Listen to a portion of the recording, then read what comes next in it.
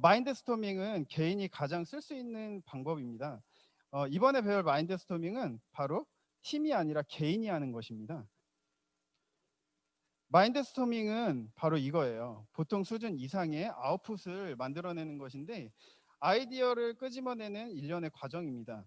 이것도 물론 팀 단위로 할 수도 있지만 개인적으로 가장 많이 활용할 수 있는 기법이죠. 마인드 스토밍을 습관적으로 사용하고 그리고 개인에게 최적화된 창조 솔루션으로 이용하기를 권장합니다. 한번 시작해 볼게요. 자, 마인드 스토밍은 이런 거예요. 단순히 생각할 수 있는 수준을 넘어서서 아이디어를 끄집어내는 것인데 그게 생각이 안 날 때가 있어요. 그럴 때는 어떻게 해야 되냐면 여태까지 우리들이 모듈 4, 모듈 5나 모듈 3 여기서 배웠던 다빈치 기법이라든가 역브레인스토밍, 마인드맵 같은 방법을 계속적으로 활용하는 것입니다. 자, 마인드 스토밍의 포지션을 한번 볼 텐데요. 이제까지 우리가 배웠던 것들이 참 많죠. 역브레인스토밍이나 마인드맵, 그리고 다빈치 기법, 뭐 스마트 기법, 뭐 이런 것들이 되게 많은데요. 마인드 스토밍은 이런 모든 기법들을 우리가 이제까지 배웠던 모든 기법들을 전부 다 이제 포괄하는 가장 큰 기법이라고 보시면 됩니다. 그리고 가장 나의 어떤 창조성, 창의성을 이끌어내는 기법이라고 보시면 되고요. 마인드 스토밍은 되게 간단해요. 마인드 짜내기와 그리고 마인드 셀렉팅 그리고 마인드 플래닝 이 세 가지만 알면 되는데요. 전체적으로 제가 쉽게 한번 설명을 해드리면 마인드 짜내기는 내가 어떤 아이디어를 내는데 그 아이디어 주제를 먼저 하나 정하고요. 예를 들면은 우리는 지금 온라인 마케팅을 하고 있잖아요.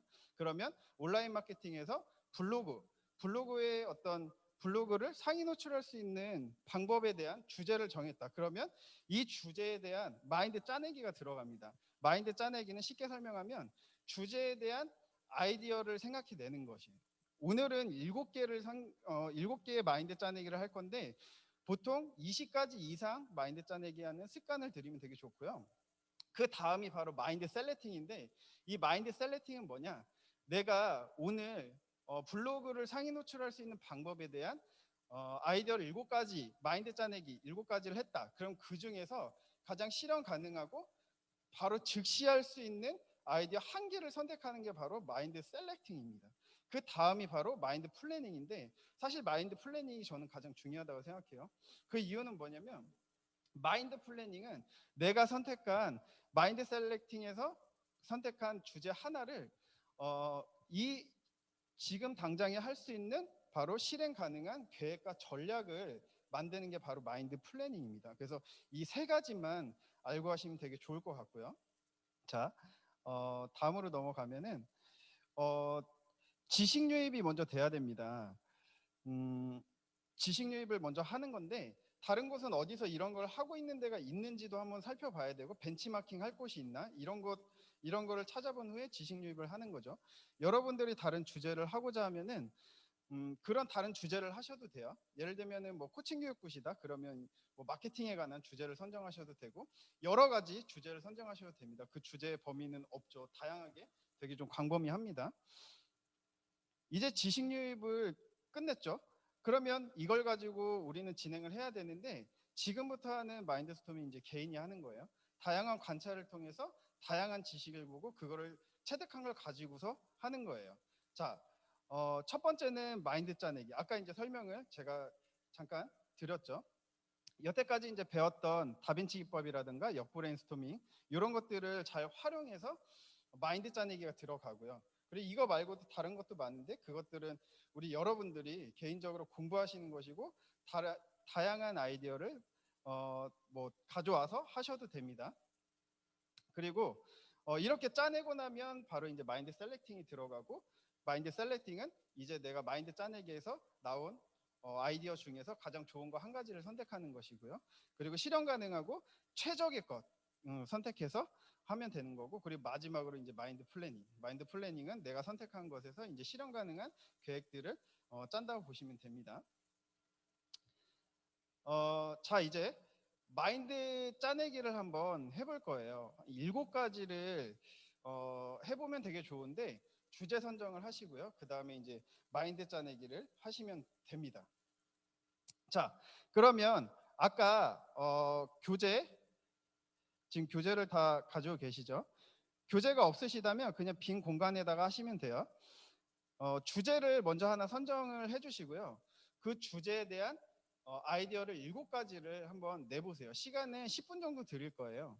10분을 들었을 때 누구는 뭐 7가지를 다 하신 분도 계실 거고요.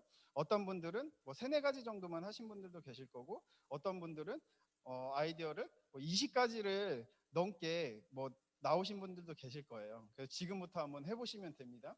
주제는 각자 자기가 하고 싶은 걸 선정을 하시면 돼요. 네, 지금부터 10분 동안 한번 해볼게요. 마인드 짜내기만 하시면 됩니다. 주제를 선정하시고 아이디어를 7가지 이상 내시는 거. 자, 지금부터 10분 동안 해보겠습니다. 자, 스토밍 마인드 짜내기를 다 하셨다면, 자, 이제 다시 볼게요. 여러분들이 어떤 분들은 7개, 어떤 분들은 그 이상 하신 분들도 되게 많을 텐데요. 그 중에서 우리는 아이디어, 내가 지금까지 마인드 짜내기를 했던 아이디어 중에서 가장 실현 가능하고 지금 당장 할 수 있는 아이디어를 이제 하나를 선택을 하는 거예요. 그게 바로 이제 마인드 셀렉팅이라고 하는데요. 대신 이것만 기억하고서 해야 돼요.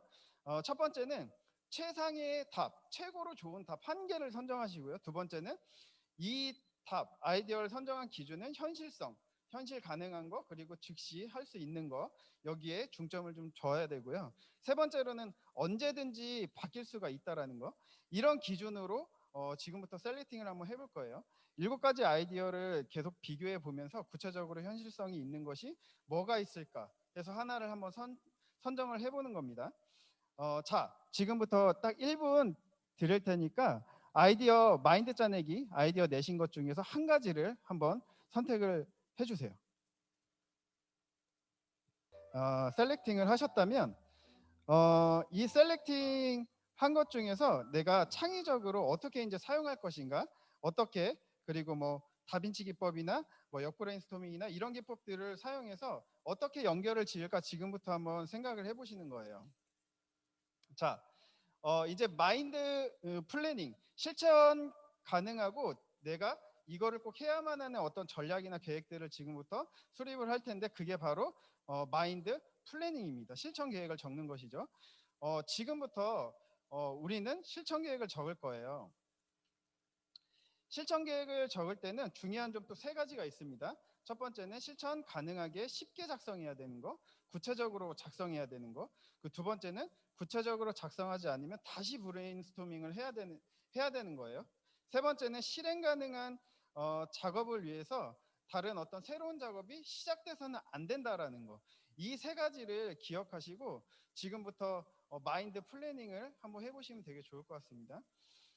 마인드 짜내기와 그리고 마인드 셀렉팅, 그러니까 주제 선정을 하고 아이디어를 냈던 거, 그리고 내가 그 아이디어에서 1가지를 선정해서 그거에 대한 이제 플래닝이 들어갈 텐데, 계획을 세우는 것 중에서 정말 중요한 건 바로 플래닝이에요.